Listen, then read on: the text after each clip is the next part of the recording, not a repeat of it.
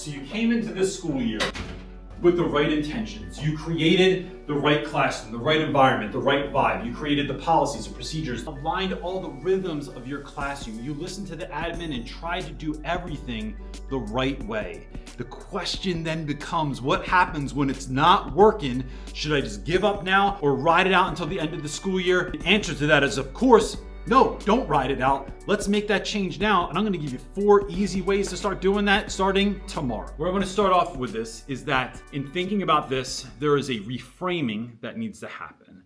That classroom management is never anything that like you institute it once and it's just there.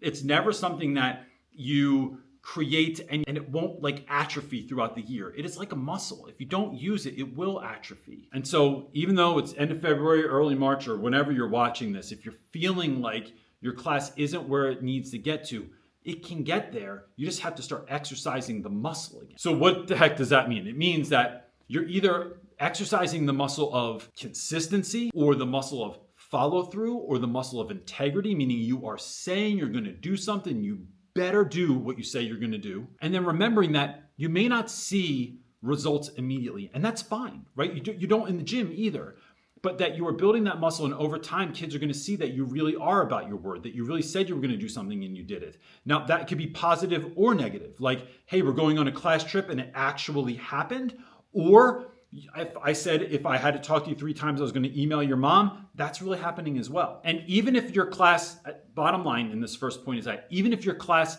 never gets to being the class you always dreamed it would be, can we get closer to that point? Can we move the needle in the right direction? Because I would argue that the difference between feeling like absolute crap and the best in the world, if you're really closer to absolute crap, it doesn't mean that the needle has to go all the way to feeling the greatest you've ever felt in your life.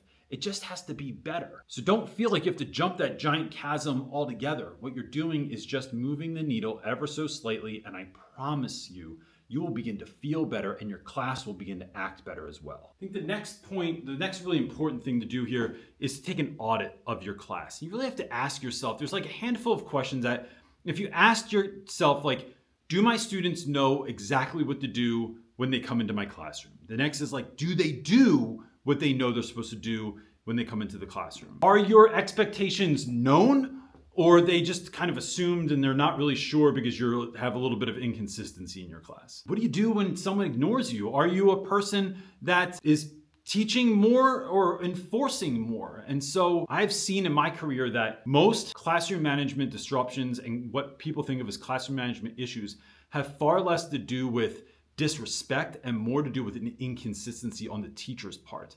And I know that that's heavy lifting. I know that it's a lot to keep a class in the same rhythm all the time. But doing an audit can help you to see where you're thriving and where you need a little bit more help. And so I've created a classroom management audit. It's completely free. You can find the link in the description below. You can get it, you can take it, and it will help you, I think, have a little bit more of an objective view as to where are some of the areas that you need to work on. And with that, my third point is that what you think is a bad class is probably like 3 to 5 kids, right? It's usually not that many. And we will look at a whole class and just be like, this class is driving me crazy. But what you have to ask yourself, and this comes out in audit as well, is like, are you just tired by that class? Is it your last class of the day? Do you need a little bit more coffee? Do you maybe need a snack in the middle of the day? But are you ready to teach that class? And that's why if you're not, it feels like this class is getting away from you and that they're more disruptive. Also, if you really sat back and looked at the class and literally took your seating chart and noted kids that were, kid 1 is the kid that like everybody loves. I have a whole video on kid 1, 2, and 3. I'll link it here so you can check it out. But kid 1 is basically the kid that loves to come to school, that has all the answers. You gave them evens to do for homework last night. They did odds also. Kid 3 is the kid that is a bottomless pit of attention seeking. They need attention all the time. They're up out of their seat. They're yelling things across the room. They're maybe throwing stuff. They're always off task. And if they're not asleep, they're bothering everyone else around them, but they do no work. Kid 2 is a kid that falls, those are the kids that are under the radar. The kids that maybe something funny happens and they laugh. Maybe if you push them, they'll do enough work, but they are like just kind of getting by. The beautiful thing about Kid 2 is that they are easy to move into the Kid 1 section. They just need more time, energy, and attention. And where's that time, energy, and attention going? To Kid 3 all the time. So if we start looking at our class, literally labeling it, like numbering kids. I'm not against labeling kids in that regard.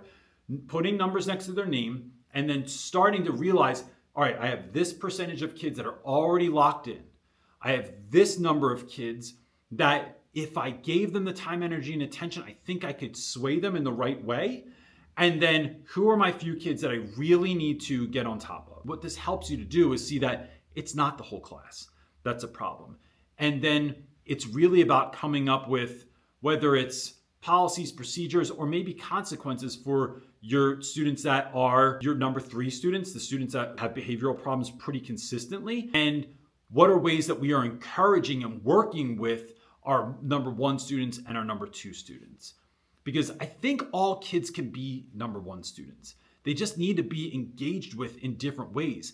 And some of those silent kids in your class are not reaching their full potential because they are not getting the attention that you're giving the other students. Kid 1's easy to give attention to because they always have questions, they're always inquisitive, they always want to learn and grow. Kid 3 always needs attention because their behavior is like a dumpster fire that always needs to be taken care of. So by stepping back and looking at your class more objectively, it feels far more doable when you have less kids that are actually being problematic in class. That helps you to reframe it in your brain and to feel like there's something really you can do there. And my last point here is that, look, James Clear has this really great idea in his book, Atomic Habits, where he talks about habit stacking. And when I talk to teachers and when I work in schools and do professional development and things of that nature, one of the things I love talking to teachers about is this idea that habit stacking is like, instead of feeling like if you want to get into flossing, instead of flossing all your teeth and feeling like that's what you have to do, can you just floss between 2 teeth and then you're done? If you want to start running, can you just run your block every day instead of feeling like you have to run some set amount of miles? So what you're doing is making what you need to do, what you're focusing on, so simple that you feel like I could do that. So the first 2 minutes of class, can you meet every kid at the door every day this week or next week, shaking every hand or at least acknowledging, giving a fist bump and a high five, saying hello to someone in a meaningful way, not hello, Jaleesa, hello, Troy, but like actually meeting them where they are and helping them to feel welcome. Can you have on the board whatever your do now is, your pre-class, your bell ring, or whatever you call it, and then having students know where to get supplies, and then having them get into that as soon as that bell rings or as soon as they come into your classroom. If you can master that first 2 minutes, it's showing you and the students that this is something that can be done. And then can I transition into the next part? And I have another video on transitions. I'll link that in the description below as well so you can check it out if you need it. But it is literally taking that first 2 minutes and then stacking the next transition and then the next few minutes of class. Maybe I lose them after the pre-class or the bell ringer because I jump into a lecture, and it's about figuring out how far can I get into the work we need to do today till the wheels fall off, and then keep going. That consistency every day over intensity every once in a while is going to be way better for you and your students, because you can come down hard on everyone trying to do a hard reset every month. That's going to wear out. But having that bit of consistency every single day is going to go so far. And by and large, how you start class is how you're going to end class. And so there's something to be said for that as well. So in short, look, y'all, you're not too late. You're not failing, you're building muscle. So just start small, be consistent, audit calmly, and win the first 2 minutes. And if you're new to this channel, you may not know that I have a book, Teach Your Class Off. You can get it right on Amazon or at teachyourclassoff.com. It will give you a much more deep dive on this idea and many, many others. And don't forget to grab that audit for free below if you need it. It's something that you can maybe use for you. You can pass on to someone else, or you can use in your next professional development meeting. That's it, gang.